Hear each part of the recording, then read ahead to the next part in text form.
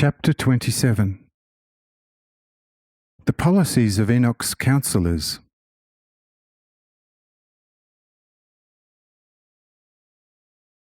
I will not dwell on all the ill treatment which occurred during this building, but will lead you to the main point. When the building of the cities had been completed, the rulers went to Enoch and said, Enoch, you great and sublime God of all the might and power.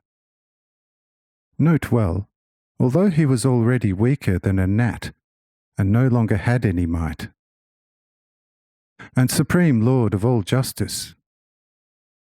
Note well, at the bottom of which was nothing but thieving, whoring, deceit, all that is evil, heartlessness, malice, cruelty, falsehood, flattery, and crimes of all kinds.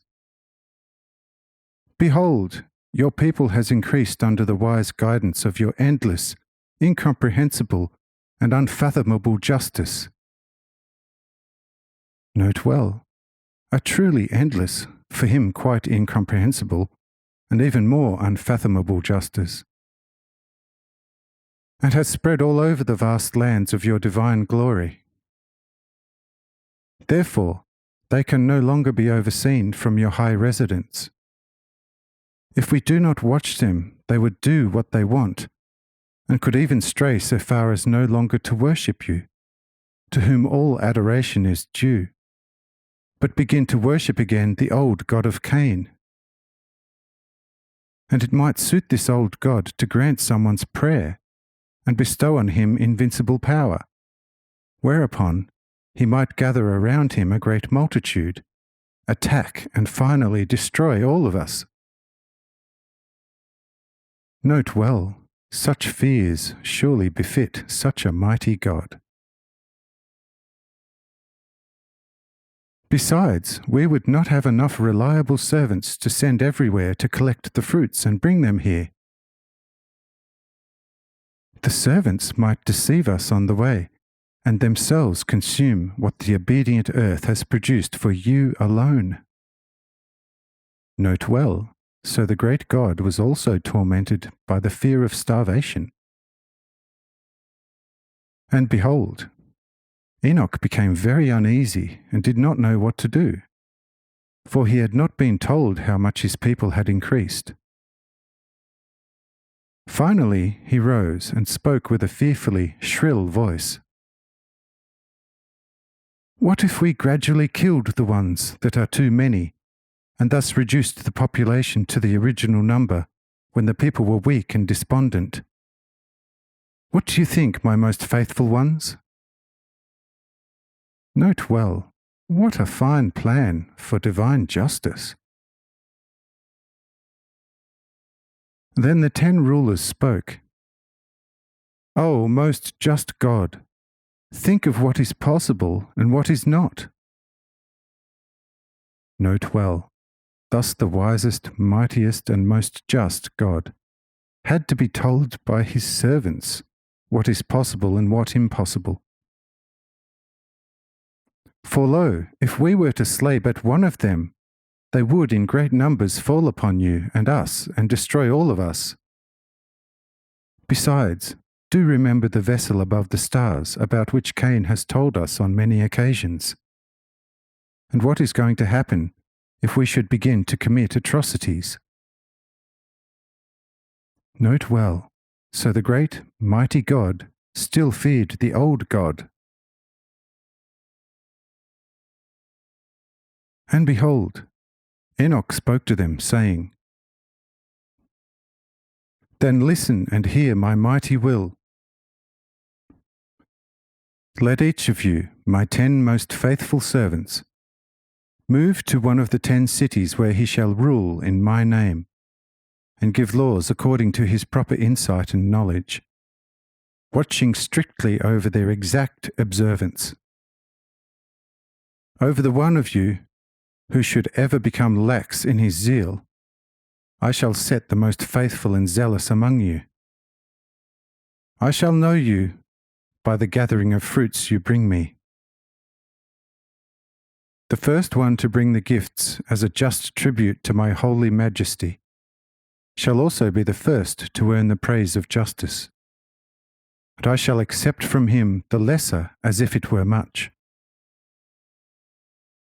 The later ones will have to bring much, and I shall receive it as if it were only little, because thereby I shall measure their laziness, and their actions will bring them just praise or just blame.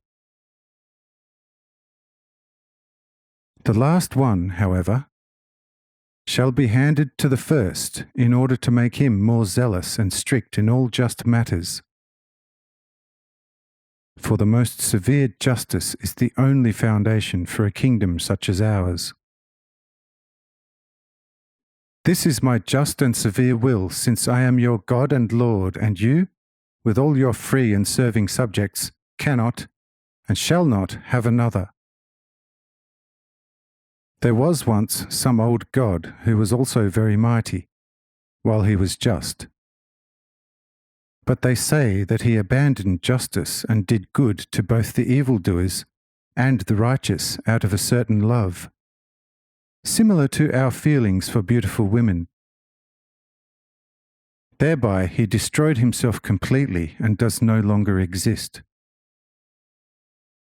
Therefore, I am now in his place, as you see me here, and supplication to this old god is quite useless, since he is no longer anywhere or anything. So you have to turn in all matters to me, within whom now dwells all the might and power. Amen. Note well, such and even worse utterances concerning me I hear today from many hundreds of thousands, who in the utter darkness of their reason set their sheer folly on my throne, thus worshipping themselves. They no longer call themselves gods, which name to them sounds too ordinary and silly, but philosophers or scholars, or also scientists or doctors of all kinds.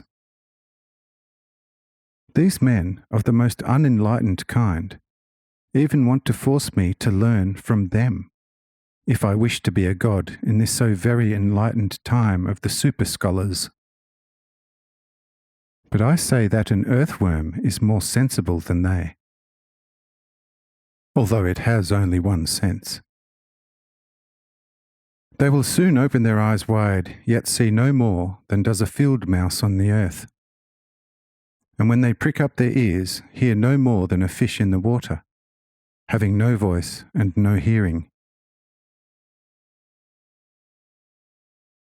And behold, the 10 rulers rejoiced, for Enoch had anticipated their innermost desires by giving them a strict law, which suited them perfectly. For now they were entitled to do an imaginable mischief, deceiving the people and their foolish God.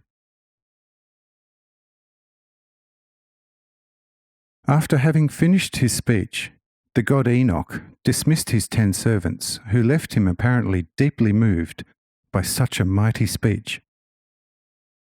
But in their hearts they rejoiced at Enoch's great foolishness, who in his fear and apprehension had made their will a strict law, and had begun to be himself convinced that he was a god. However, concerning this last point, they were quite wrong. For Enoch knew very well that he was no god, because his weakness and total exhaustion showed him only too clearly what was the case with his godship.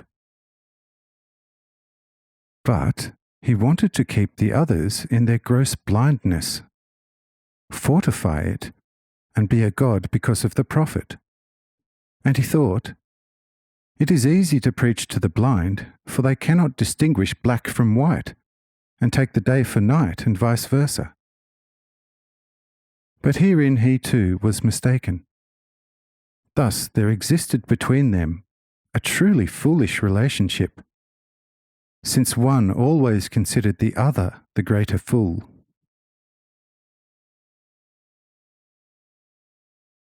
When the 10 had once more gathered in their chamber, Cad took the word and said to all of them, "Well, my brothers, all of us still have Cain for our father, and we have seen the archfather Adam and the archmother Eve, whom Enoch does not know, and has not seen, nor will he ever see Adam. Behold, our father Cain was a bad man, worse than any of us has been or ever will be.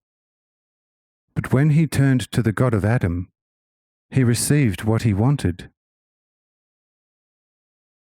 What more do we need? We know and are eye and ear witnesses of his great deeds.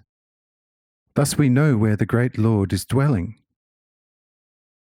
What Cain did in his distress, let us do it also in our abundance. And you may be assured it will soon become obvious who the actual Lord in the lowlands is. Let each of us erect a sacrificial altar to this God, and offer him the fruits of the land, and we shall have all the power.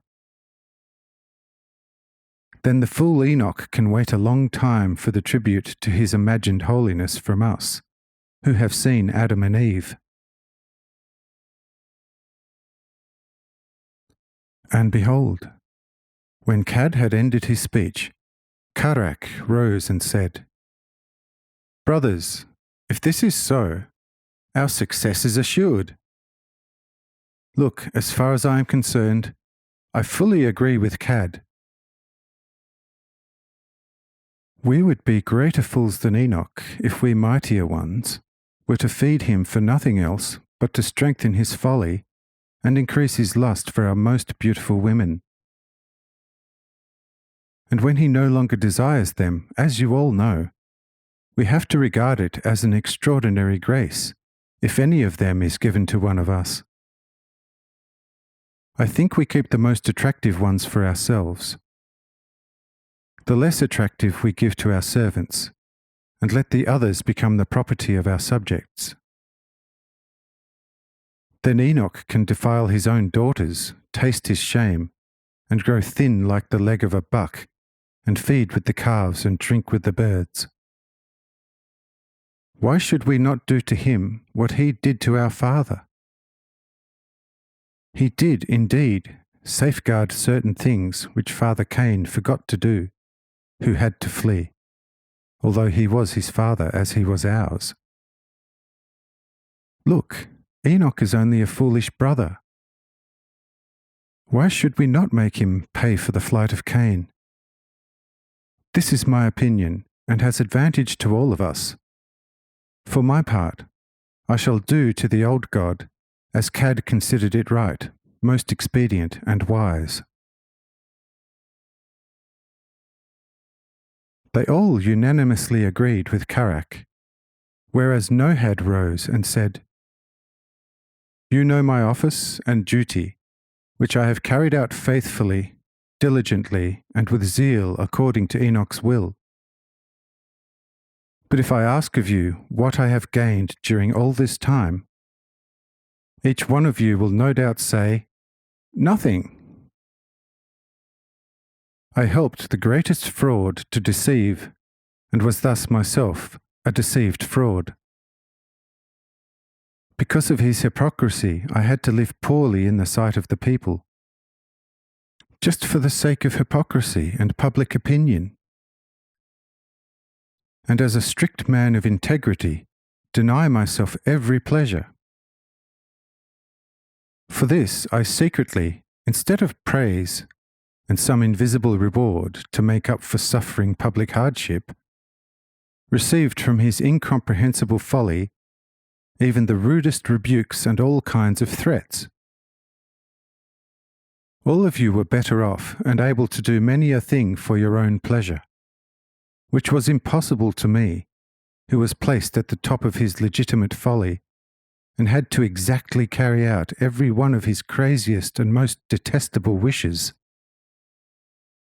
Through my compulsory hypocrisy, at which I was an expert, or rather had to be an expert, they then received a lawful appearance. To make my deception as legitimate deceiver valid, I had to allow myself to be deceived, and this threefold. First, by Enoch on account of justice, then by myself on account of the people, and finally, by the people and all of you on account of Enoch. I believe to have given you sufficient reason for my dissatisfaction, and to have revealed to you my life of hypocrisy. Now judge for yourselves whether I am wrong when I, in gratitude of such recognition by Enoch, take the threefold deceit away from me and hurl it with full force at his head, since I am going to reveal him to the people.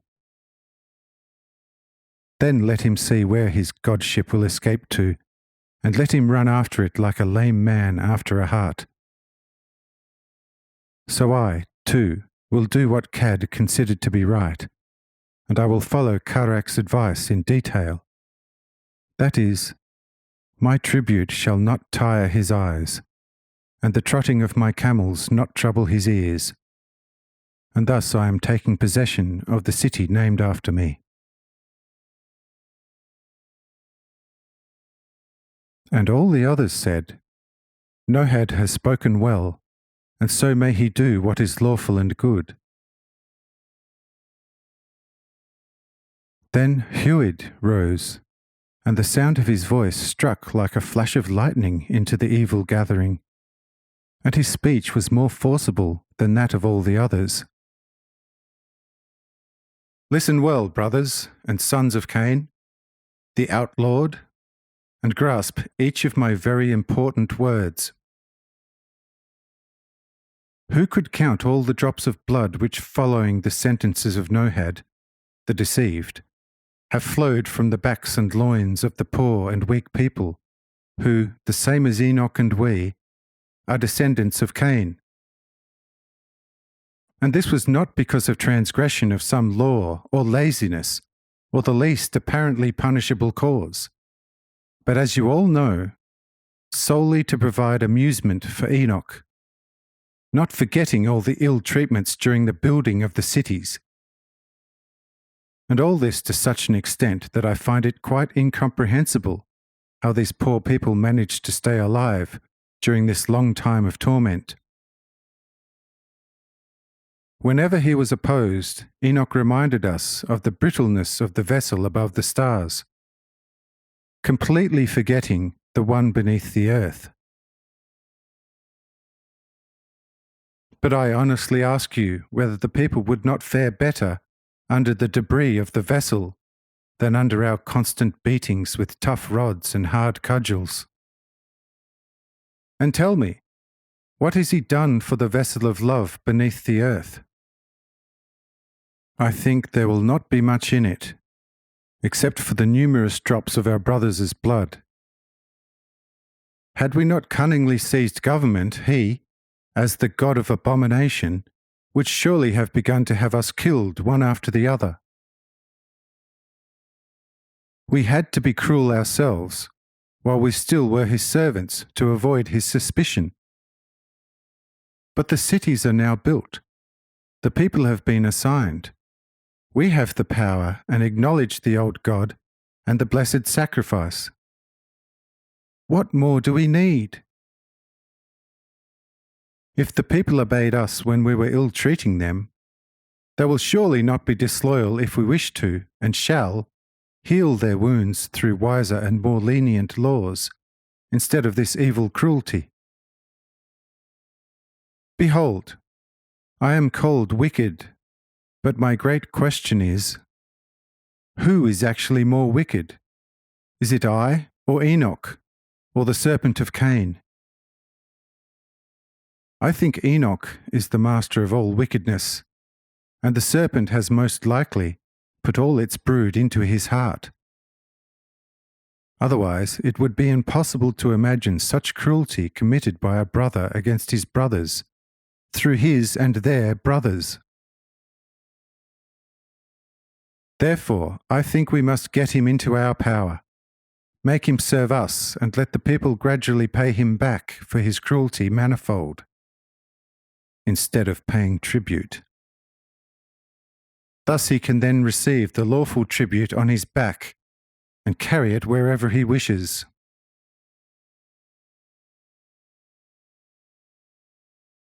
Your speech is just and wise, Brother Huid, said all the others. And let it be done to Enoch according to your words, which have struck home with us, who have often witnessed his atrocities. And behold, thereupon Halad rose, and his speech was brief and clear. Brothers, you know how unfeeling I always had to be in order to, as it were, personify the severe law, or present Enoch's despotic cruelty as inexorable law, and so had to make the best of all his evil acts.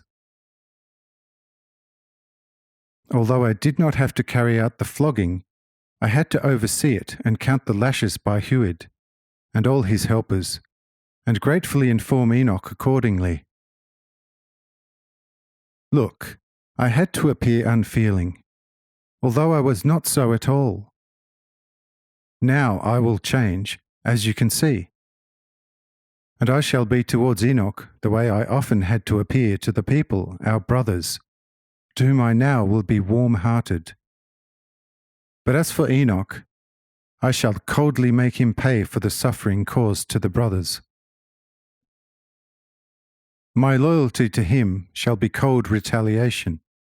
My diligence shall make me the first among you, and the voice of his praise shall be turned into a howling and roaring, and a feast for the ears of the so often ill-treated. And with the blood dripping from his back, the pale-faced shall give colour to their cheeks. As I otherwise fully agree with you, I believe that this, my judgment, is not wrong when I act according to my feeling, having long enough had to helplessly watch Enoch's crimes. He who has feeling and is susceptible to pain and torment would have it for doing good too. This I have often seen. Therefore, let us in the future rule by doing good. Let the one who has done wrong be judged with forbearing, as he, too, is a brother, and the obedient and good be rewarded with goodness tenfold. Then a worthy sacrifice shall be offered to the old God, which will surely please him if we bring back to him what Cain and Enoch have so wantonly and carelessly lost for all of us. And behold, they all rose, and bowing to Halad, said, O brother, your judgment is the most just of all. You are the closest to the children of Adam. Therefore, you shall be an example to us, and we shall, and firmly intend to, adhere to it in all our decrees. The warm blood of the poor brothers has melted the ice around your heart, and now a stream of warmth is pouring forth from it. Do act within this warmth, and warm all of us with your abundance.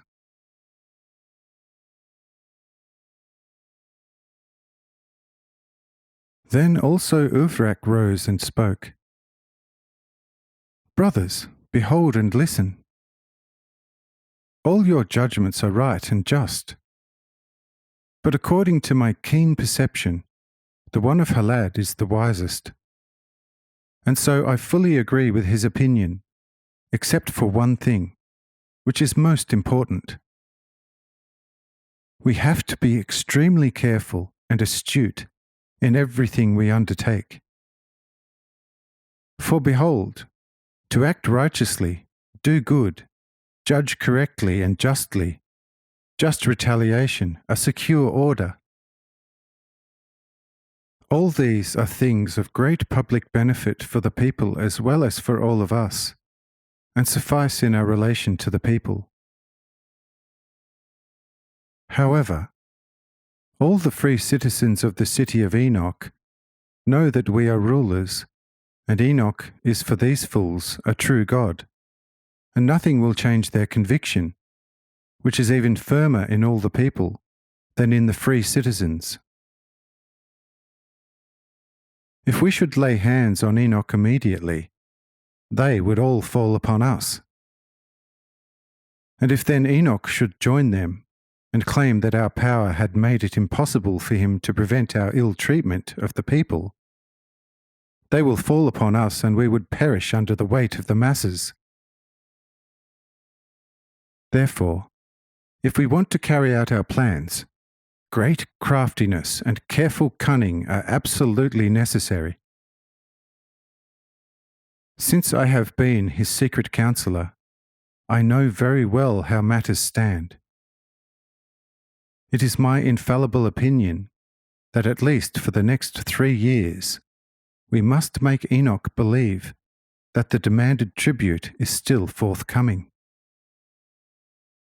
Meanwhile, we must treat the people well to will them for us, and frequently tell the brighter ones about the vain nature of Enoch, all his deceit and gross presumption.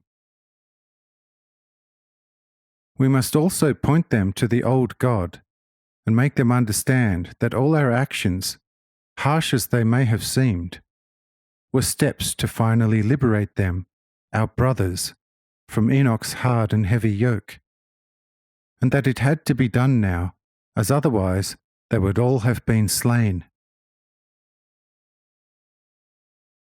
I can assure you that if we instruct the people in this manner, and treat them as suggested by Halad, this will be to our great advantage, and I think even the old God will not dispute our right to rule, especially when we make an offering to him.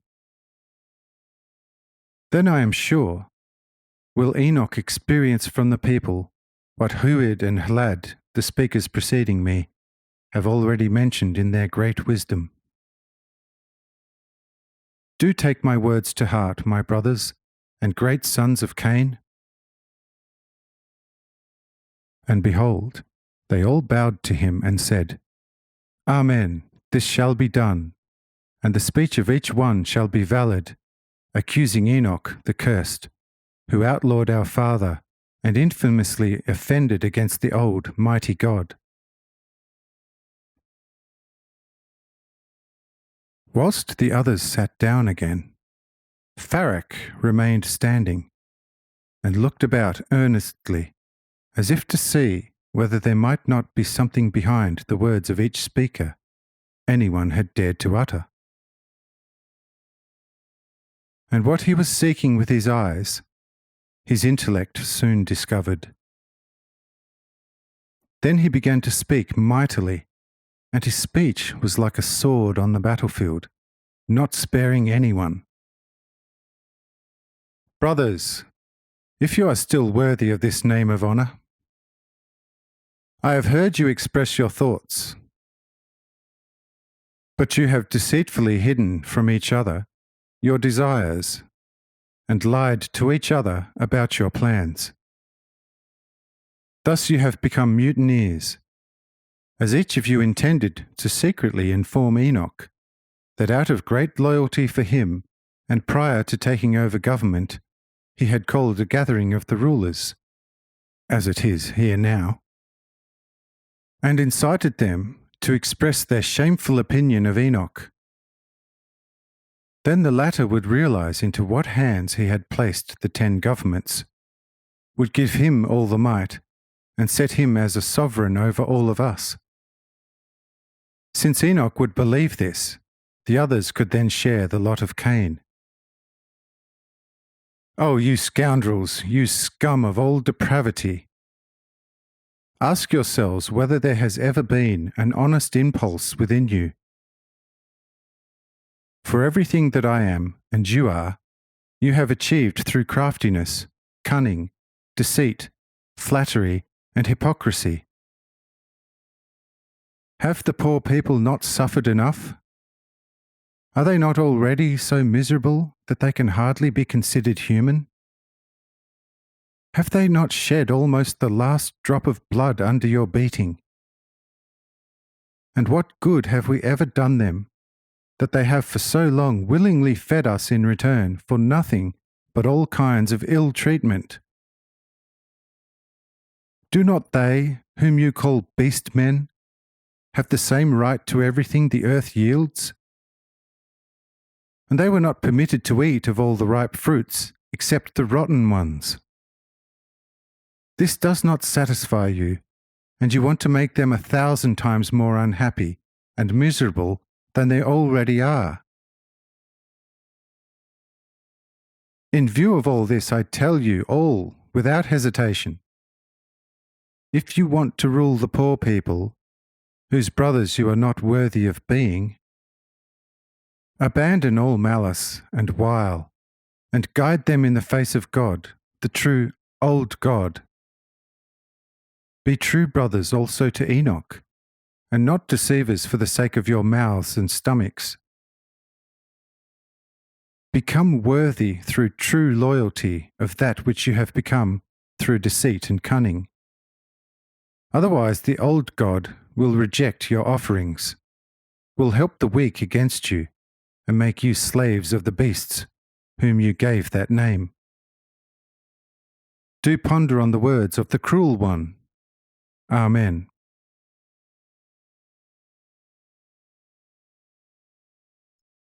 Behold, when Farak had ended his speech, the others remained sitting like rooted to the spot, and did not have a single word to say in their defence. And most of them thought by themselves, "He has secretly forestalled us in his relations with the old God. For how could he otherwise see through us in such detail?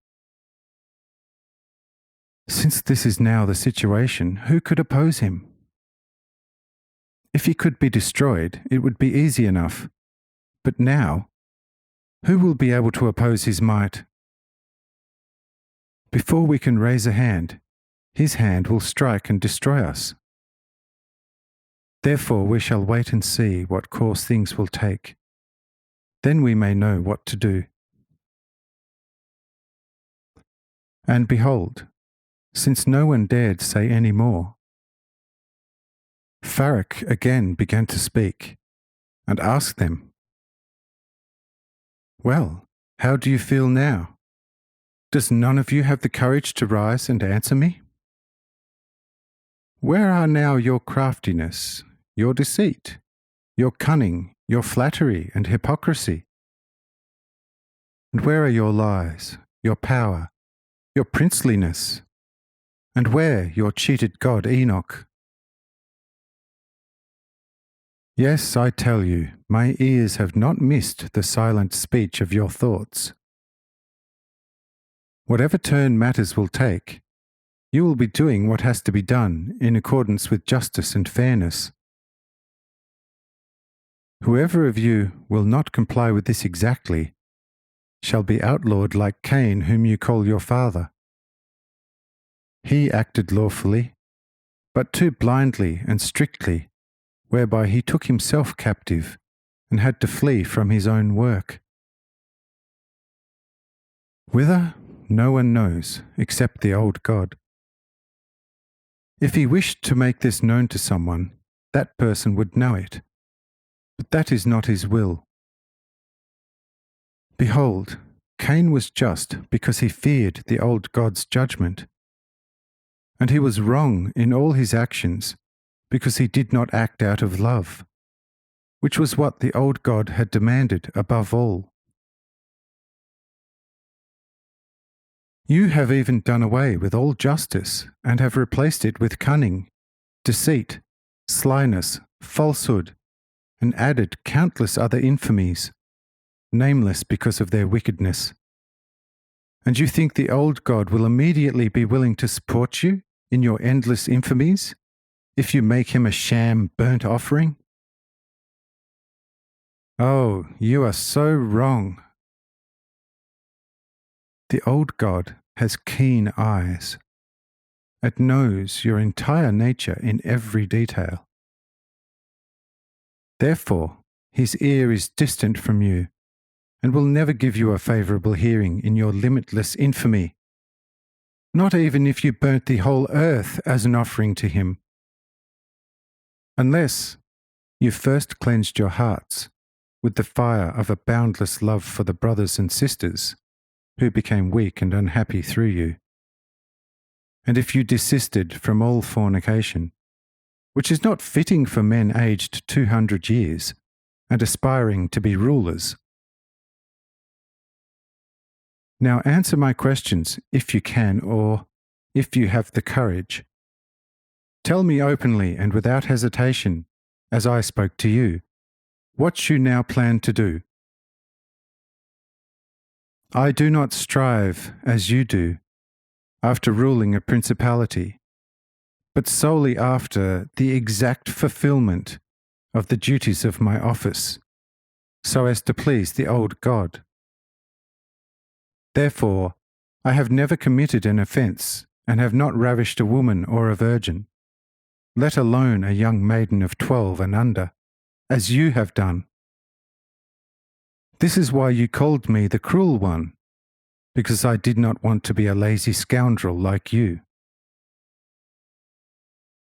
These shall be my last words, to let you know whom you see before you, namely me, the cruel, whom you will never get to know better than is absolutely necessary in an emergency, as is the case now, so that everything might not perish forever, yes, forever, in the reawakened wrath of the old, eternal, and holy God. Let no one ask me further whence and whereby. Amen.